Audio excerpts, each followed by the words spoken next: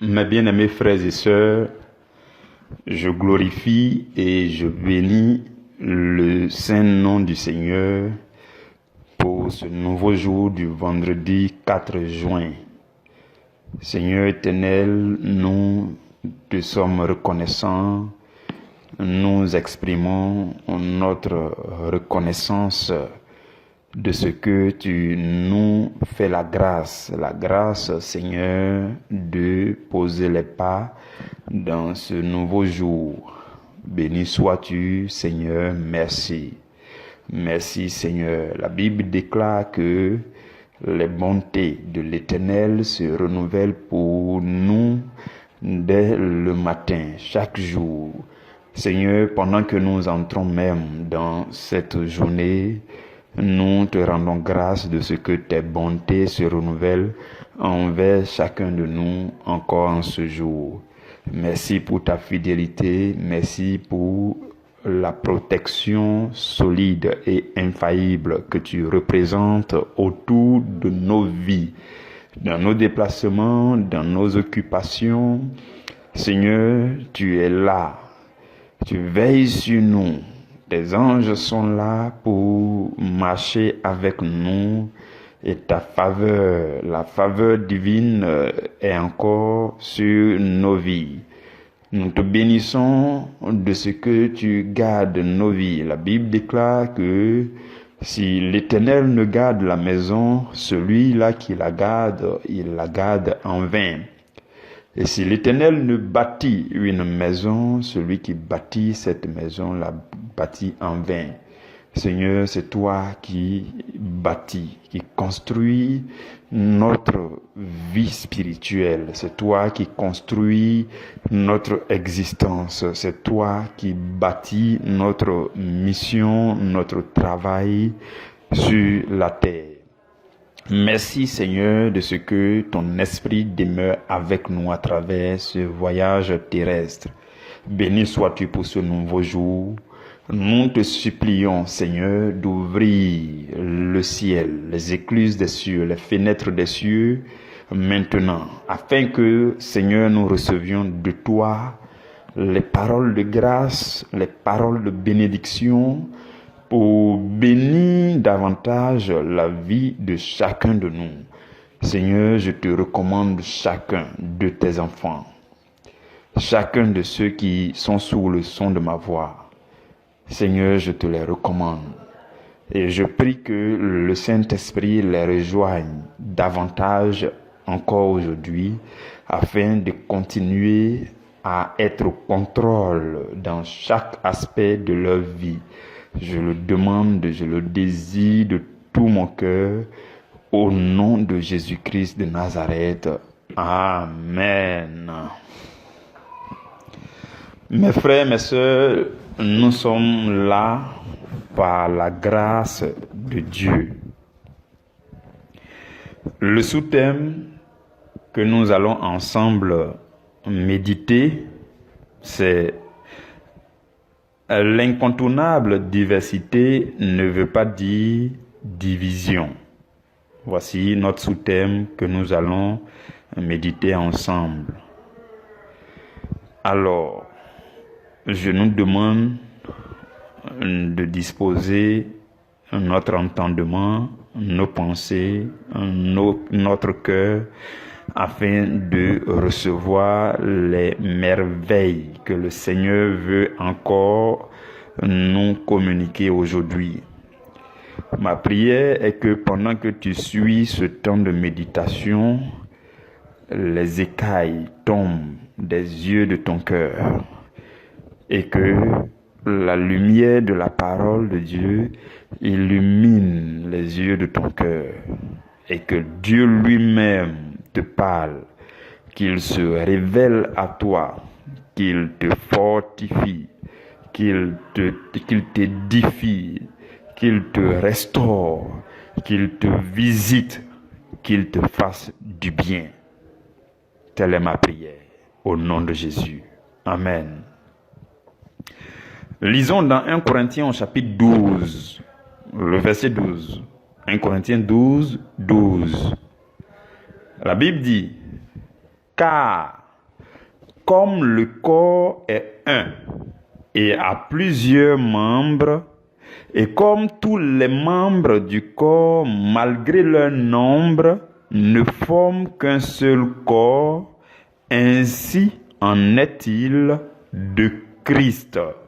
Parole du Seigneur, nous rendons grâce à Dieu. Donc notre sous-thème dit que l'incontournable diversité ne veut pas dire division. Bon, incontournable diversité, pourquoi? Parce qu'il faut accepter la diversité. La réalité de la diversité doit être acceptée. C'est ce que nous disons depuis mardi. La réalité de la diversité. La diversité, la différence entre chaque personne, chaque chrétien, la diversité entre nos peuples, nos cultures, la couleur de peau, ainsi de suite. Cela doit être accepté. Et c'est au milieu de cette diversité que nous devons, en tant que chrétiens, de vivre l'unité de la foi. Vous avez compris. Donc, nous devons accepter la diversité. Donc, l'acceptation de la diversité est une chose incontournable. Pourquoi encore? Parce que pour que l'évangile atteigne tous les peuples, il faut qu'on soit confortable avec la réalité que nous sommes divers. La réalité que les cultures sont différentes. La réalité que les nations sont différentes. Les peuples sont différents. On doit affronter cette réalité. On doit marcher dans cette réalité. On doit être confortable avec cette réalité. On doit l'accepter pour que l'évangile soit propagé à travers tous les peuples. Parce que l'évangile doit atteindre tous les peuples. Dans Matthieu 24, verset 14, Jésus dit, cette bonne nouvelle, parlant de l'évangile, il dit, cette bonne nouvelle du royaume sera prêchée dans le monde entier pour servir de témoignage à toutes les nations. Alors viendra la fin. Vous comprenez? Donc l'évangile doit atteindre le monde entier, doit atteindre toutes les nations, peu importe leur diversité. Donc, la réalité de la diversité doit être acceptée parce que c'est incontournable dans le travail missionnaire. Vous avez compris? Maintenant, cela ne signifie pas que nous devons être divisés entre nous. Non, pas du tout. Vous comprenez? La diversité ne veut pas dire division. Non. Il y a une différence fondamentale entre division et séparation. C'est différent. Dans le texte que nous avons lu, 1 Corinthiens 12 au verset 12, la Bible dit que le corps, quand vous prenez le corps humain, le corps a plusieurs membres, mais on l'appelle le corps, malgré ses membres. Vous comprenez? Et la Bible dit, comme tous les membres du corps, malgré leur nombre, ne forment qu'un seul corps. Ainsi en est-il de Christ. Donc, quand vous prenez le corps humain, on ne dira pas que le bras est divisé avec le pied. Non. Le bras et le pied sont séparés. Les bras et les pieds sont séparés. Les membres sont séparés. Mais les membres ne sont pas divisés. Donc, division, c'est différent de séparation. On peut être séparé sans être divisé. Séparé par le fait qu'on est rattaché au même corps en tant que membre. On est séparé, chacun a sa vision, chacun a son travail. La main droite n'a pas le même travail que la main gauche. Le pied n'a pas le même travail que la tête.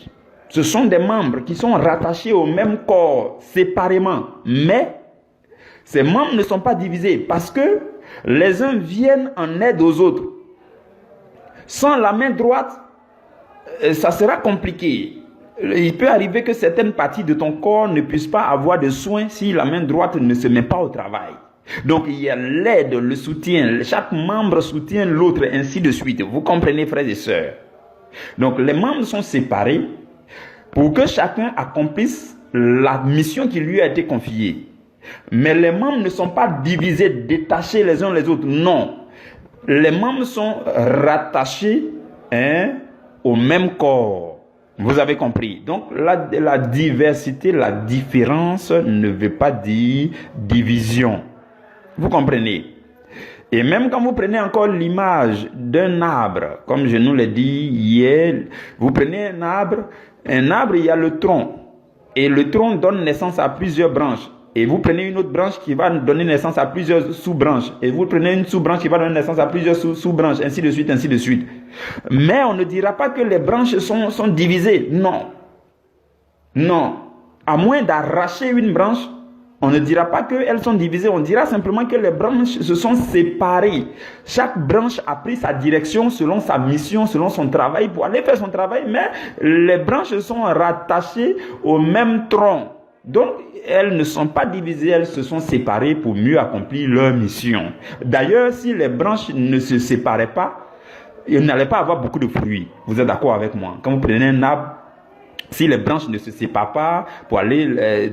c'est dans le but de la multiplication, de la reproduction, pour avoir beaucoup de fruits qu'il faut se séparer, sans toutefois se diviser. Pourquoi? Parce que les branches se rattachent au même tronc.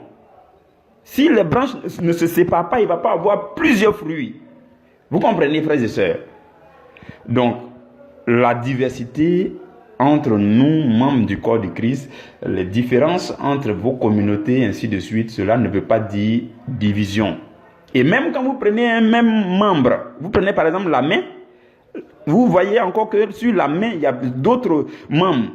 La seule main a ses 5 doigts, par exemple, qui sont ses différents membres. Les 5 doigts ne sont pas divisés. Les 5 doigts sont différents les uns les autres. Les 5 doigts sont séparés pour mieux faire leur travail. Mais les 5 doigts ne sont pas séparés. Les 5 doigts ne sont pas divisés, pardon. Mais les 5 doigts sont séparés pour mieux faire leur travail. Vous comprenez? Donc, division, ça ne veut pas dire séparation. Division, ça veut dire détachement. On se détache, on se déconnecte. C'est ça, la division. Mais le Seigneur nous dit aujourd'hui que la diversité, la différence entre nous dans le même corps de Christ ne doit pas aboutir à une mentalité de division. Non. Suivez très bien, suivez vraiment très bien. Le Seigneur est en train d'opérer une transformation de mentalité pour que nous soyons un chrétien nouveau, un chrétien qui ne marche pas dans la division, qui reconnaît que les communautés sont séparées pour mieux faire leur travail, pour porter beaucoup de fruits. Et on doit rester connecté, attaché au même Jésus, qui est le tronc. Vous comprenez? Vous comprenez? Et pour toujours continuer à parler un peu de la division, je voudrais nous dire que les hommes finissent par se diviser lorsque ils sont à la recherche de leur propre gloire. Souvent, c'est de là que provient la division. Chacun recherche sa gloire et il recherche sa propre gloire sans rechercher la gloire de Dieu. Le mot gloire, si vous cherchez à comprendre la définition du mot gloire, ça veut dire approbation. Dans l'Ancien Testament, quand on dit la gloire de Dieu descendait, ça veut dire que Dieu était là pour approuver la présence. Par sa présence, il vient approuver ce qu'on fait ici. Donc, sa gloire est présente. Sa présence est là. Parce qu'il approuve, il atteste, il confirme, il est d'accord avec ce qu'on fait ici. Donc, c'est sa présence, son approbation. Donc, les hommes, la plupart du temps, cherchent les compliments venant des hommes, l'approbation venant des hommes.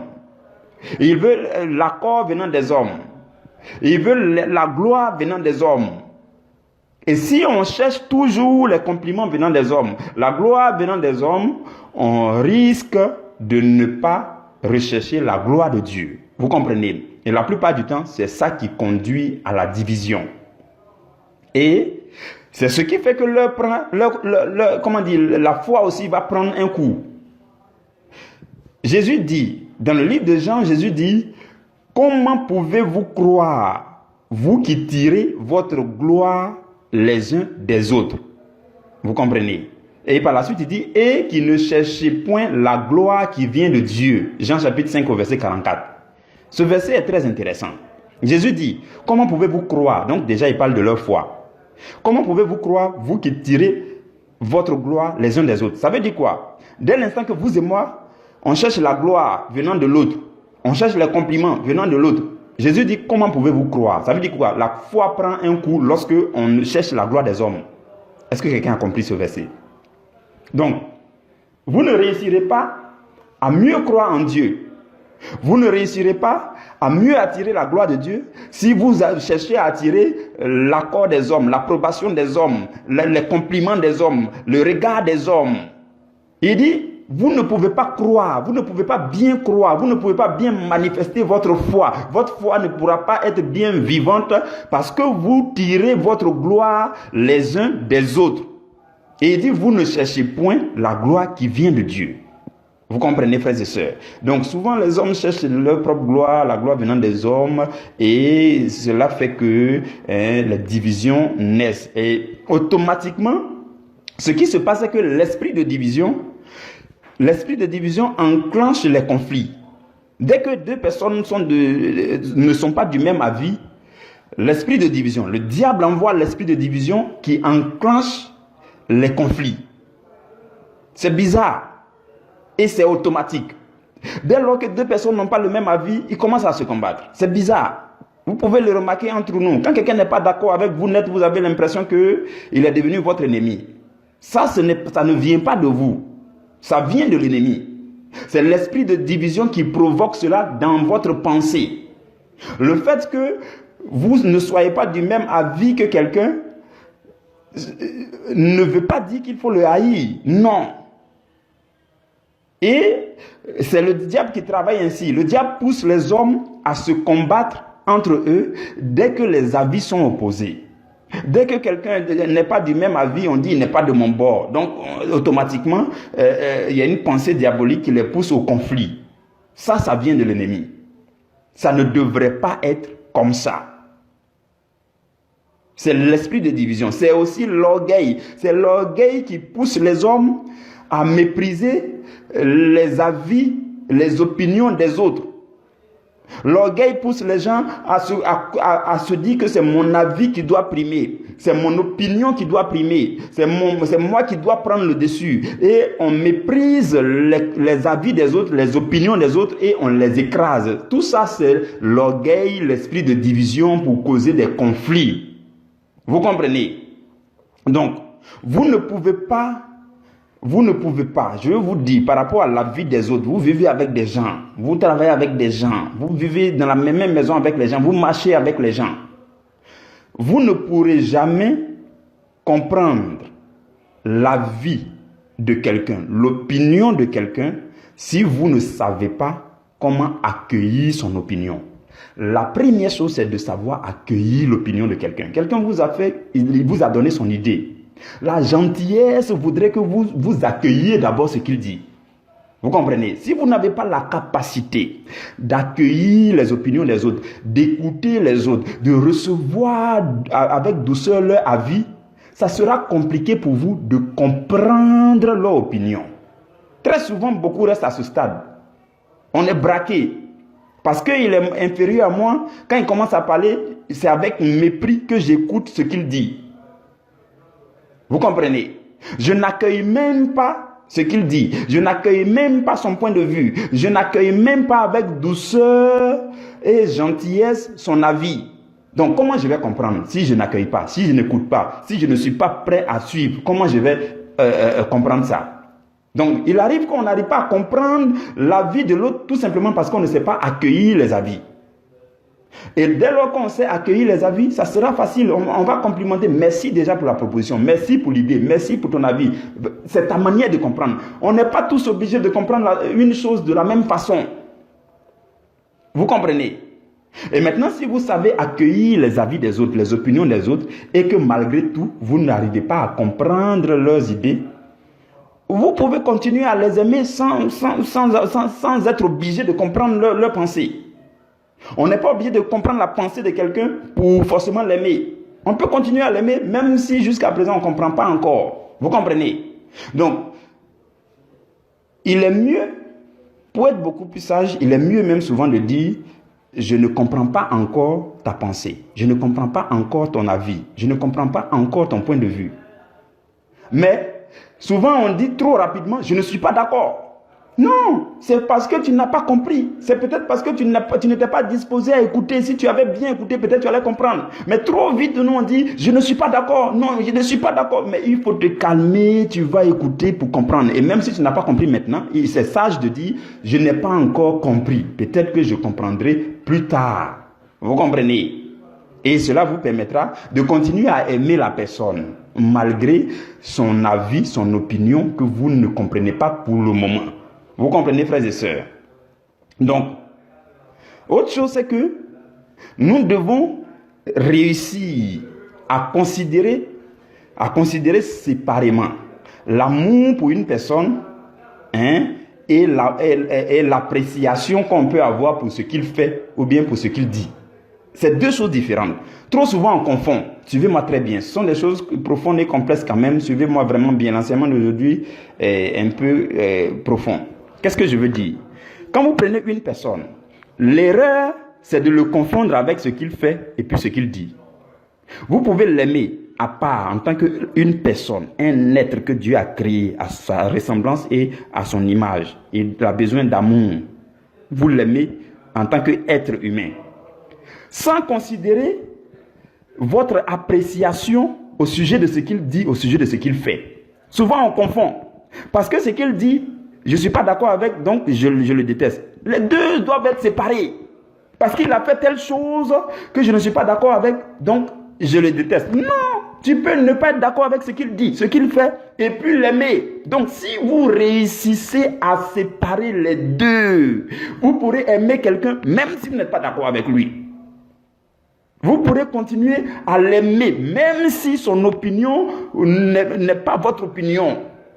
Souvent les hommes, il y a beaucoup de personnes qui confondent cela. Parce qu'il a parlé quelque chose que je ne comprends pas, avec laquelle je ne suis pas d'accord. Donc lui-même, je commence à le détester. Lui, sa personne n'a rien à voir. Son être qui a été créé par Dieu, à l'image de Dieu, selon la ressemblance de Dieu, n'a rien à voir avec ce qu'il dit, ce qu'il fait. Il faut séparer, tu vas réussir à l'aimer. Et alors tu pourras dire, peu importe ce qu'il dit, je l'aime. Peu importe ce qu'il fait, je l'aime. Voilà pourquoi Dieu, et ça c'est à l'image de Dieu. Parce que Dieu lui-même, nous pouvons remarquer que Dieu, il aime le pécheur, mais il n'aime pas le péché. Ça veut dire quoi? Ce que tu fais, Dieu, il n'aime pas. Ce que tu dis, c'est pas bon à ses yeux, mais il t'aime. Donc l'amour de Dieu pour toi est différent de son affection pour ce que tu fais, ce que tu dis. Ce que tu fais, ce que tu dis, il n'est pas d'accord, mais ça ne l'empêche pas de t'aimer. Tes péchés, il n'est pas d'accord, mais ça ne l'empêche pas de t'aimer. Tes injures, tes mauvaises paroles qui sortent de ta bouche, Dieu n'est pas d'accord, mais ça ne l'empêche pas de t'aimer. C'est ce que je voulais faire ressortir. Quelqu'un a compris? Si vous réussissez à le faire, vous allez aimer les gens sans prendre en compte de ce qu'il a dit ou bien ce qu'il fait. Il est une personne à part entière que je dois aimer. Peu importe ce qu'il dit, son opinion, ce qu'il fait, ainsi de suite. Je n'apprécie pas ce qu'il fait, mais je l'aime. Je ne suis pas d'accord avec ce qu'il a dit, mais c'est une personne, je l'aime. Si vous réussissez à le faire, frères et sœurs, l'esprit de division ne va pas marcher contre vous. Vous comprenez? Donc, lorsque les avis, les opinions des personnes sont différentes, je voudrais, frères et sœurs, qu'on se calme pour comprendre quelque chose de très pertinent dedans. Quand vos avis sont différents avec quelqu'un, c'est un message fort venant de Dieu. Oh, le message d'aujourd'hui est long, est fort. On est déjà à la 24 heures. Ok, on va poursuivre. Donc, suivez-moi très bien.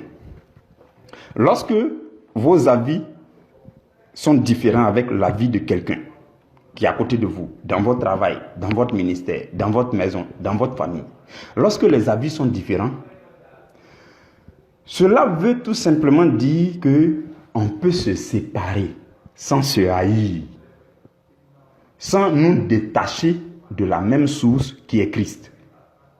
Séparation ne veut pas dire se détacher de notre origine, de notre source, non. Donc quand les avis sont différents, on peut se séparer sans se détester. Le désaccord n'est pas une raison de haine, non. La diversité d'opinions ne devrait pas être une source de division. Non. Vous comprenez, frères et sœurs? Vous êtes dans une communauté, il y a d'autres communautés qui prêchent le même évangile, mais d'une manière différente. Cela ne veut pas dire que vous devez les détester. Non. Vous comprenez? Parce que votre communauté, une seule communauté ne peut pas à elle seule avoir la pleine révélation de Dieu. Non. Dieu se révèle à vous dans votre communauté, dans votre église d'une certaine manière, et Dieu se révèle à d'autres communautés, d'autres églises d'une autre manière que vous ne pouvez pas forcément comprendre. Donc, votre manière à laquelle Dieu vous se révèle à vous ici, vivez ça comme ça bien. Tout cela viendra forcément de la Bible, ou alors ça sera forcément confirmé, attesté par la Bible. Si nous lisons très bien toujours la Bible. Vous comprenez? Donc, lorsque les avis, ce que je veux faire vraiment ressortir ici, c'est que lorsque les avis sont différents, c'est un indicateur, c'est un signal, c'est un bon signal, c'est un message de Dieu. Lorsque vous avez des avis différents avec quelqu'un, c'est un indicateur pour vous séparer en vue de vous multiplier. Vous comprenez? Le diable qui n'aime pas qu'on se multiplie dans le corps du Christ, il va venir provoquer les jalousies, les disputes, qui vont vous diviser et qui vont vous empêcher de travailler pour la même cause. Mais Dieu veut que vous vous sépariez dans la paix, pour que chacun parte faire son travail en fonction de la manière dont Dieu s'est révélé à lui, en fonction de sa pensée, de son opinion, et que vous vous sépariez en paix, mais ayant toujours la même source qui est Jésus.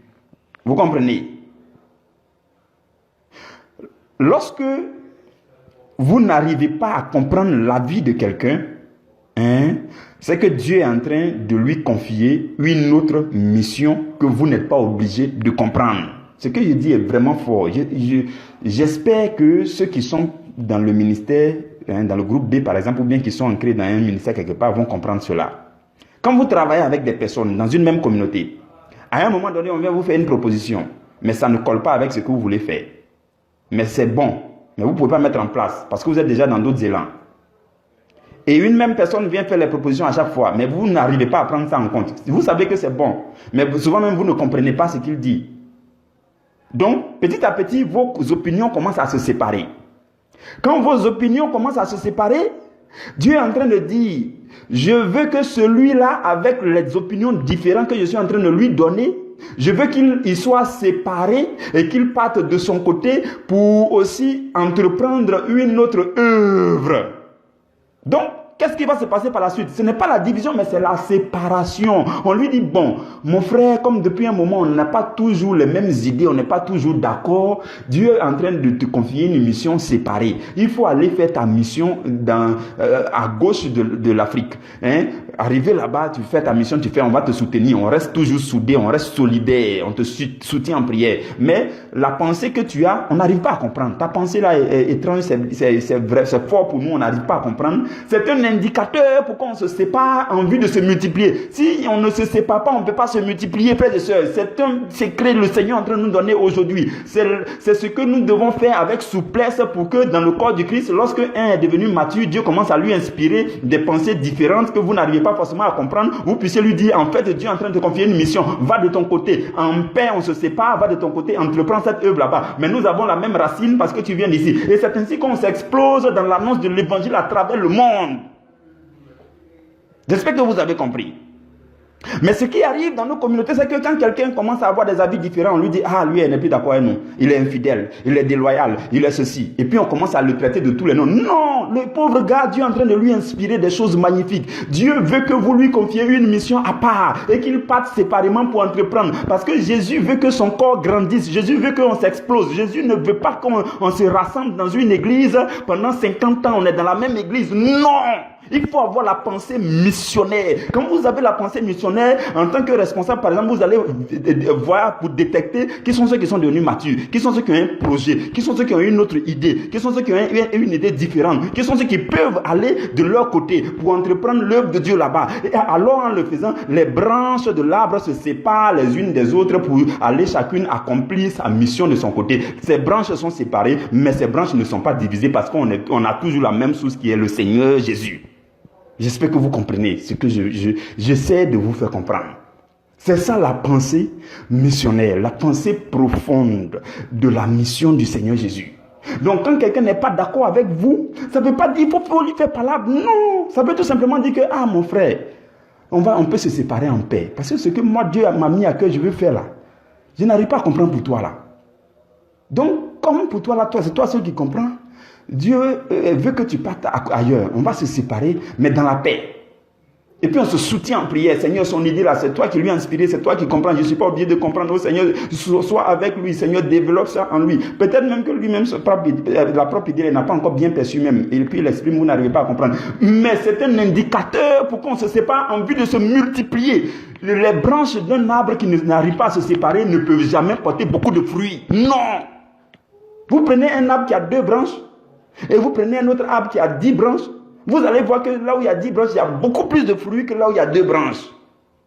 Pourquoi? Parce que là où il y a 10 branches, l'arbre là s'est séparé, les branches se sont séparées, ont accepté de se séparer parce que ils ont compris que l'autre a une mission différente. Laissons aller de son côté, on se sépare, mais on se soutient, on est attaché au même tronc, et ainsi de suite, et puis on fait le... C'est comme ça, mes frères. Cette pensée-là va vous délivrer de l'esprit de division. Ça va vous délivrer de tout ce qui est esprit de dispute. De telle sorte que quand quelqu'un a une pensée différente de vous, vous dites, ah d'accord, il n'y a pas de souci. Je ne comprends pas ta pensée, mais je t'aime. Les gens ne sont pas obligés d'être d'accord avec vous. Les gens ne sont pas obligés d'avoir la même opinion que vous. Cela ne veut pas dire qu'il faut se haïr. C'est le message d'aujourd'hui, frères et sœurs. J'espère que nous comprenons très bien. J'espère que nous comprenons très bien ce que le Seigneur veut nous dire. Donc, la séparation, elle est importante pour que les ministères s'agrandissent. La séparation dans la paix, dans la douceur, qui ne signifie pas division, non. Et lorsque les avis sont différents, c'est un signe de maturité. Donc il faut considérer le bon côté de la chose. Et la maturité est un signal pour qu'on se sépare dans la paix afin que chacun aille de son côté pour qu'on se multiplie. Et les membres du corps ne s'accordent pas forcément. Les membres, quand vous prenez votre corps là, les membres ne s'accordent pas forcément. Si vous prenez les oreilles ne sont pas obligées d'être en accord avec les orteils. Je ne sais pas si vous comprenez ce que je veux dire. Est-ce que vos orteils, les doigts de vos pieds là, est-ce qu'ils sont obligés d'être en accord avec les oreilles? Non. Mais les deux vivent dans le même corps. Vous n'êtes pas obligé d'être en accord avec quelqu'un pour vivre en symbiose avec la personne. Vous comprenez? Les grands enseignements sont sur votre propre corps. Si vous regardez bien, vous observez votre propre corps, vous allez savoir vivre dans le corps du Christ. Et la maturité c'est un signal pour qu'on se sépare dans la paix afin de se multiplier. Donc, frères et sœurs, inutile de faire les histoires de concurrence. Les histoires de compétition, c'est inutile. La concurrence là, ce n'est rien d'autre qu'un conflit de leadership. C'est ça le vrai sens de la concurrence. La concurrence, c'est un conflit de leadership. Quand on dit conflit, on parle de palabre. La compétition, là, ce n'est rien d'autre qu'un conflit d'intérêt.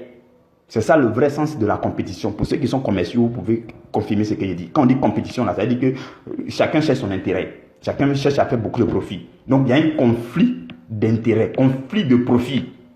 Maintenant, quand on dit concurrence, là maintenant, c'est le leadership. C'est qui veut être devant. Chacun, moi, je veux être devant, l'autre veut être devant. Les deux termes sont différents. Souvent, on les confond, mais c'est différent. La concurrence n'est rien d'autre qu'un conflit de leadership et la compétition n'est rien d'autre qu'un conflit d'intérêt.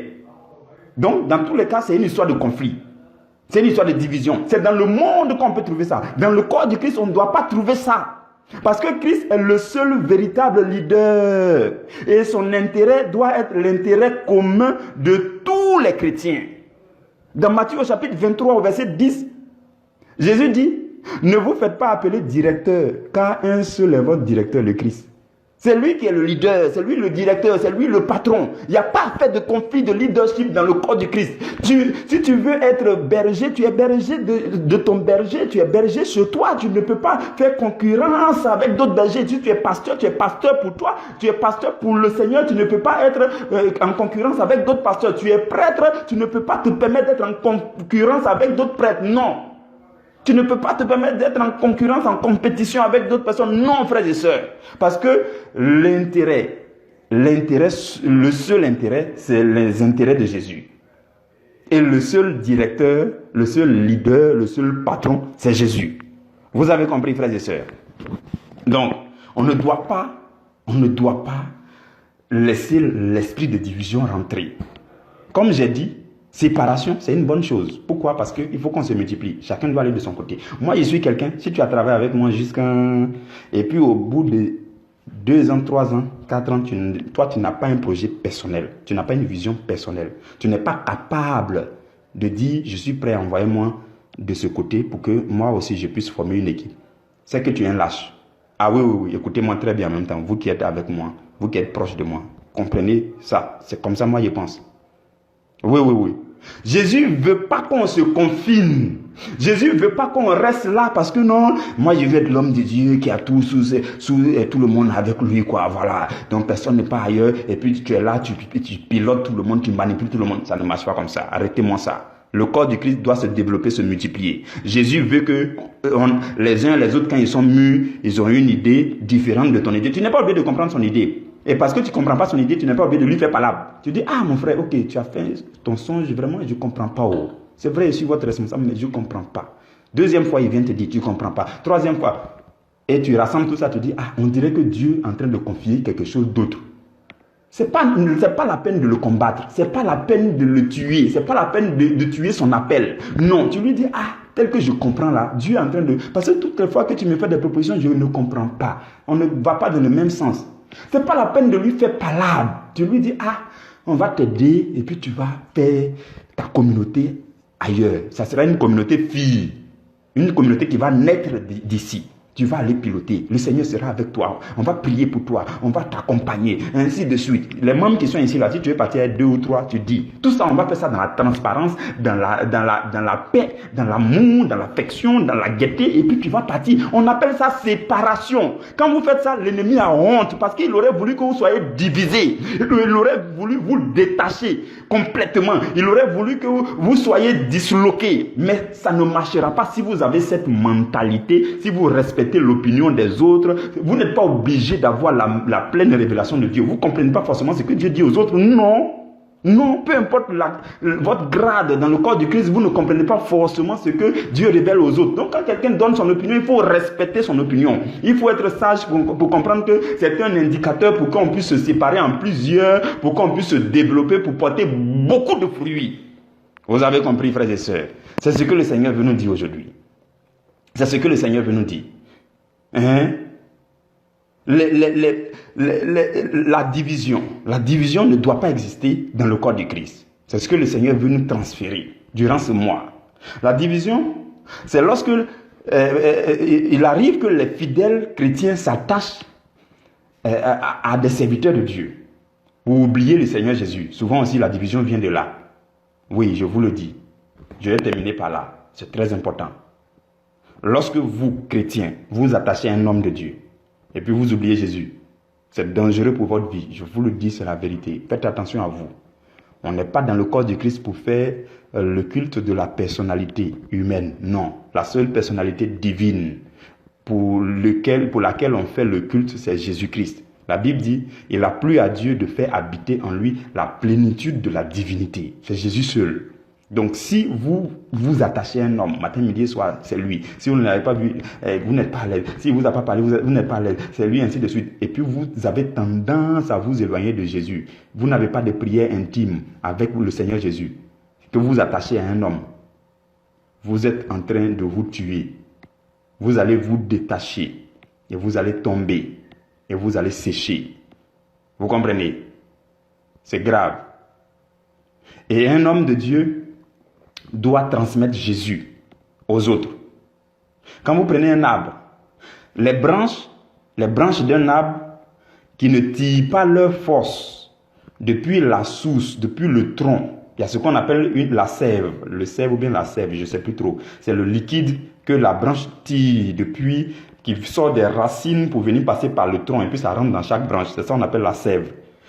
Ça représente l'onction, ça représente la force. Chacun doit tirer la sève depuis le tronc qui est le Seigneur Jésus. Vous comprenez? Et quand vous tirez vos forces, votre onction, vous tirez ça du Seigneur Jésus, vous allez rester en vie. Par contre, si vous ne tirez pas votre force, vous allez finir par mourir. La branche qui ne tire pas la sève du tronc finit par mourir. Et les branches qui ne diffusent pas la sève, qui ne diffusent pas la force, l'onction venant de la source, peuvent tuer leurs enfants, leurs fils, leurs enfants, les sous-branches. Parce que la connexion, l'onction qui vient de la source n'est pas diffusée jusqu'à eux. La sève, la puissance, la force qui vient de la source n'est pas répandue sur eux. Vous allez les tuer parce que vous ne leur transmettez pas ce qui vous vient de la source. Vous comprenez? Et si vous les tuez, vous n'allez pas porter du fruit parce que c'est les sous-branches qui portent du fruit. C'est les sous-branches, les sous-sous-sous-branches, les dernières branches là qui portent le fruit à la fin.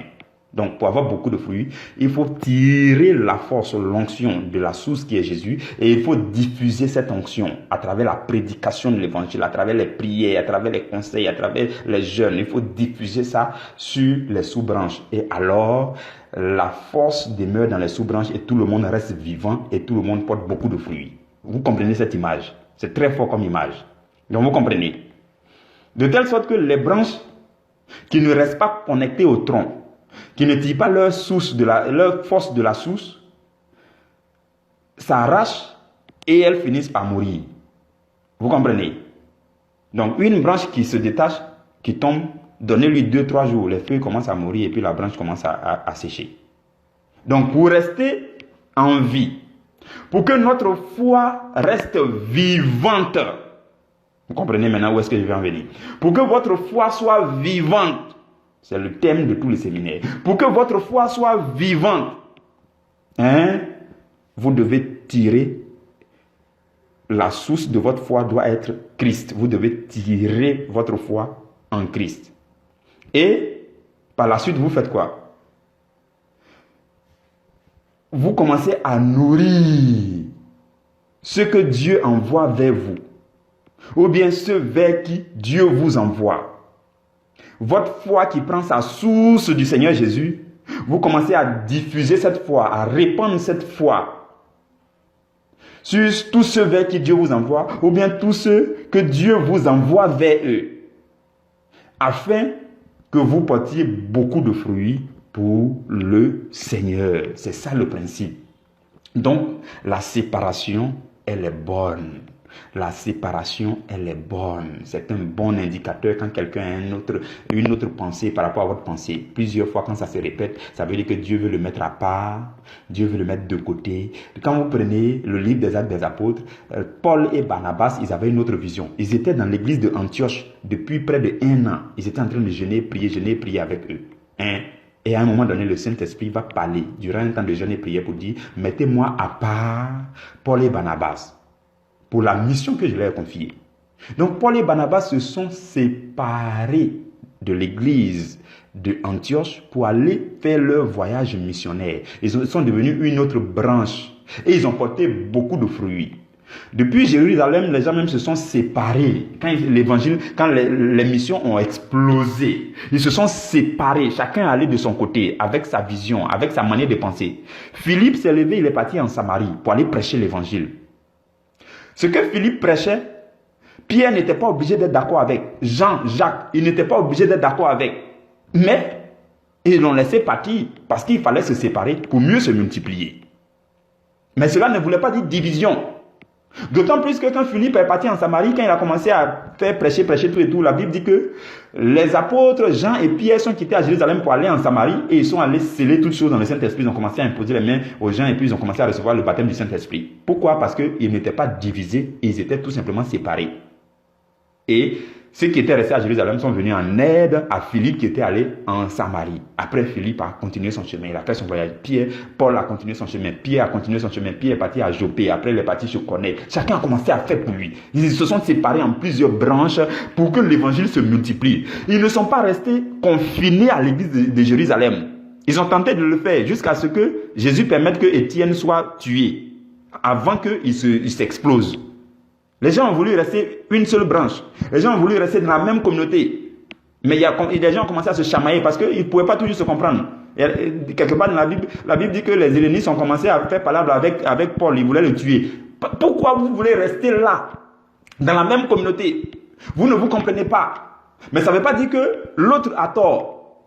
Non, tu ne comprends pas tout simplement sa pensée, mais ça ne veut pas dire qu'il faut lui faire palabre. Non, séparez-vous dans la paix, dans la convivialité, chacun va aller faire sa mission. Frères et sœurs, c'est cette pensée missionnaire que Dieu veut que nous ayons dans les temps qui sont les derniers. Je vous le dis, Jésus a dit dans Matthieu 24, verset 14, il dit, il faut que cette bonne nouvelle soit annoncée à tous les peuples. Pour que cette bonne nouvelle soit annoncée à tous les peuples, on doit vivre dans la paix, on doit accepter de se séparer et aller dans divers endroits, chacun avec son opinion et son avis et sa mission et sa vision. Il va de son côté, il fait l'œuvre de Dieu, on reste en paix, on est tous soudés dans le même corps du Seigneur Jésus-Christ, on vit dans la convivialité, dans la paix, et on est content que le Seigneur Jésus porte beaucoup de fruits à travers nous tous.